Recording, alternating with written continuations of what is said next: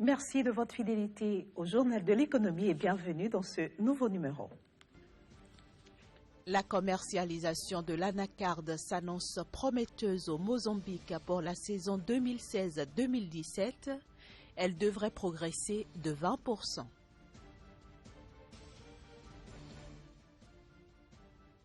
La campagne risicole 2016-2017 a largement comblé les attentes au Mali. La récolte a dépassé les prévisions des autorités du pays. Enfin, le Cameroun, le Gabon et la Centrafrique sont à la recherche de 22,5 milliards de francs CFA sur le marché des titres de la BEAC. Voilà pour le sommaire, mais avant le développement, rendons-nous tout d'abord au Nigeria. Grâce au coup de pouce de la Banque centrale de ce pays, les banques nigérianes ont obtenu que 60 à 70% des avances consenties au secteur pétrole et gaz fassent l'objet de restructuration. Ceci après plusieurs négociations qui ont débouché sur un report des maturités à court et long terme. Au Nigeria, 60 à 70% des dettes bancaires consenties par les acteurs des secteurs pétrole et gaz feront désormais l'objet de restructuration. Les banques nigérianes, qui sont fortement exposées par rapport à ces types de prêts, ont obtenu, suite à des négociations, un report des maturités à court et à long terme. Ceci grâce à une aide de la Banque centrale du Nigeria. Avec leurs débiteurs, les banques sont également tombées d'accord pour que le seuil de rentabilité marginale du prix du baril de pétrole soit fixé à $30. Depuis 2014, les prix du baril de brut qui ont chuté peinent à atteindre les $50.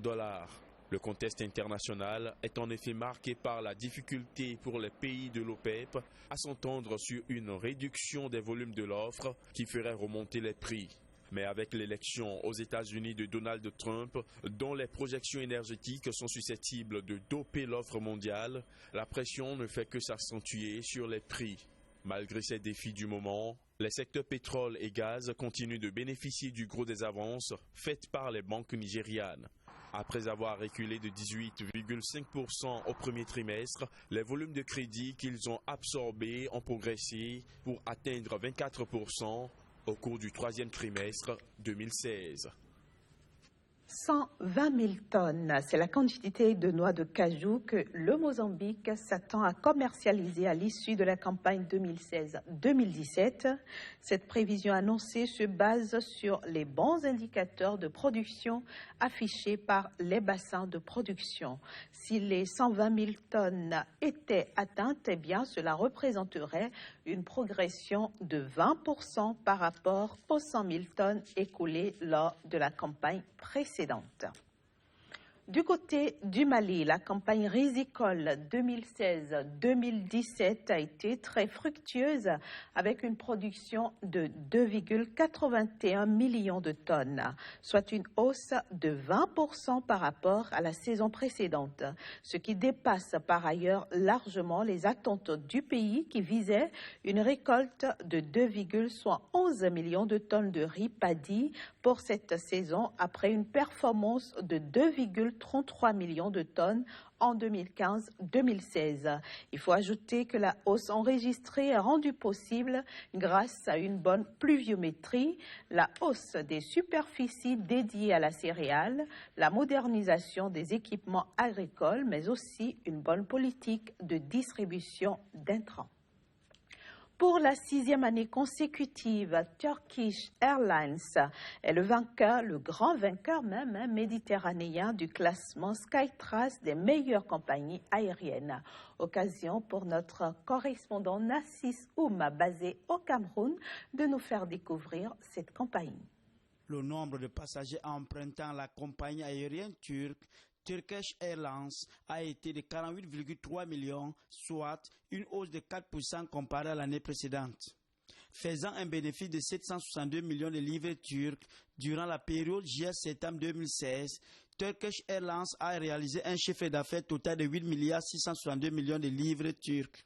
Skytrax a dévoilé le classement des meilleures compagnies aériennes.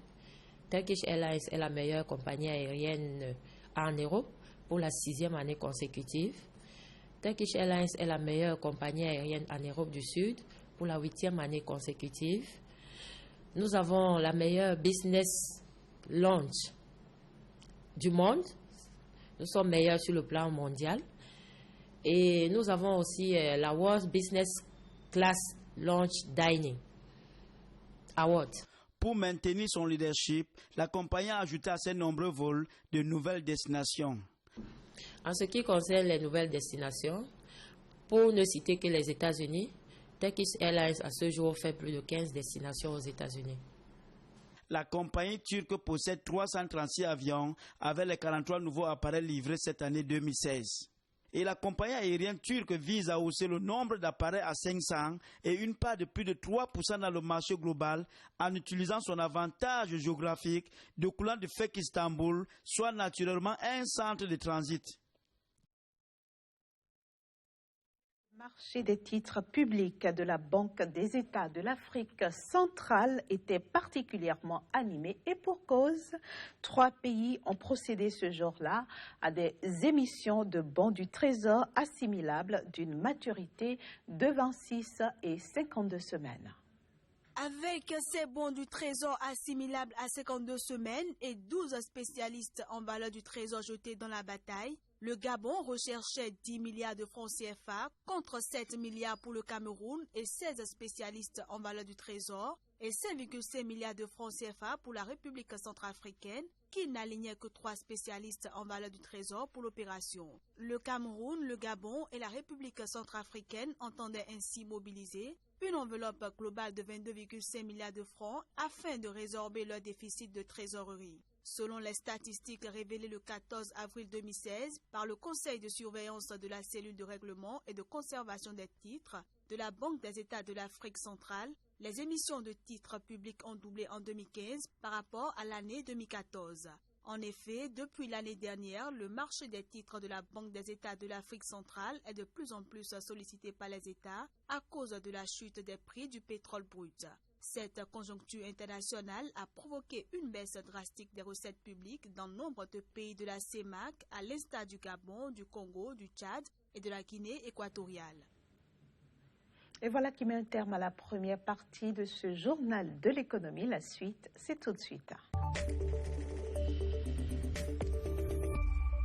Et nous allons maintenant parler bourse avec notre consultant Flavien Aïdino. Bonjour Flavien, bienvenue. Merci, bonjour Inès. Nous allons faire avec vous le point de l'actualité à la Bourse régionale des valeurs mobilières.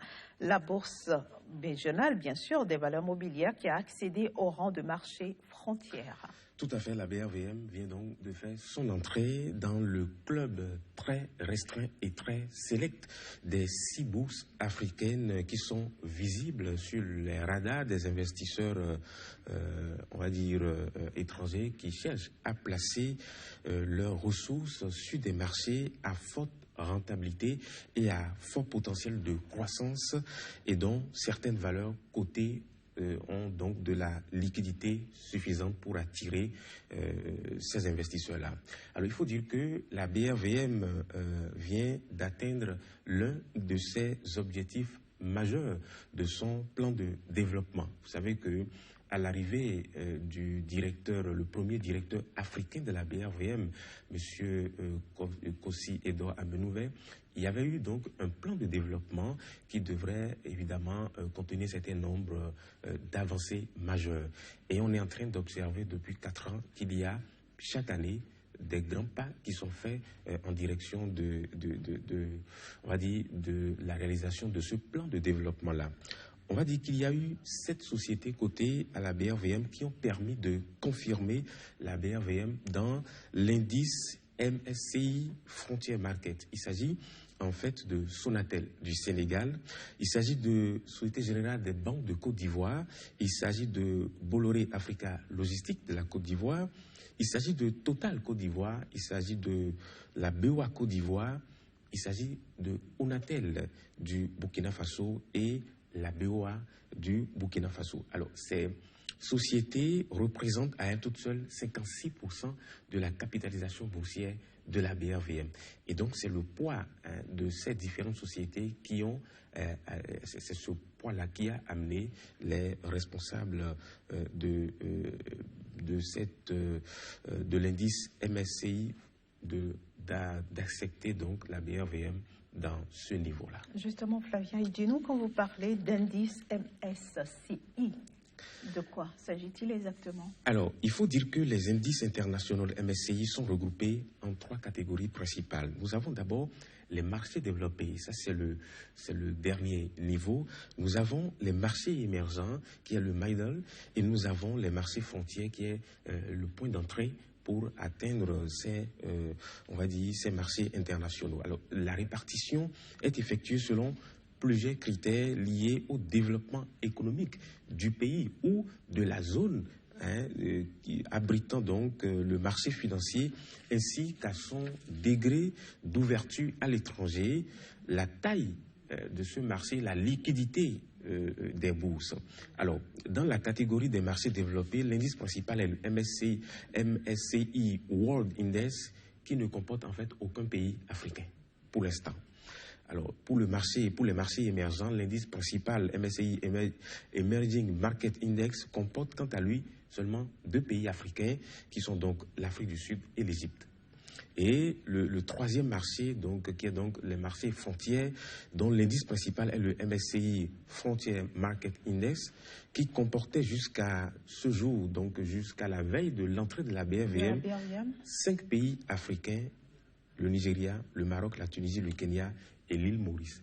Donc la BRVM vient de rentrer donc, il y en a au total 6 à présent, avec l'entrée de la BRVM dans cet indice-là. Et donc, on va dire que c'est un grand pas, effectivement, pour la BRVM. Mais parlons à présent donc de la société qui a mis en place ces indices-là. Il faut rappeler que c'est une société des services financiers basée à New York. Et c'est fondé en 1970 et elle est cotée depuis 1986 à la bourse de New York et est spécialisée dans l'analyse des marchés financiers, la publication de plusieurs indices très connus des marchés internationaux. Donc, on va dire que cette société aide les clients à construire, à gérer leur portefeuille en leur fournissant des informations détaillées sur les facteurs de performance et des risques de leur valeur et sur la couverture donc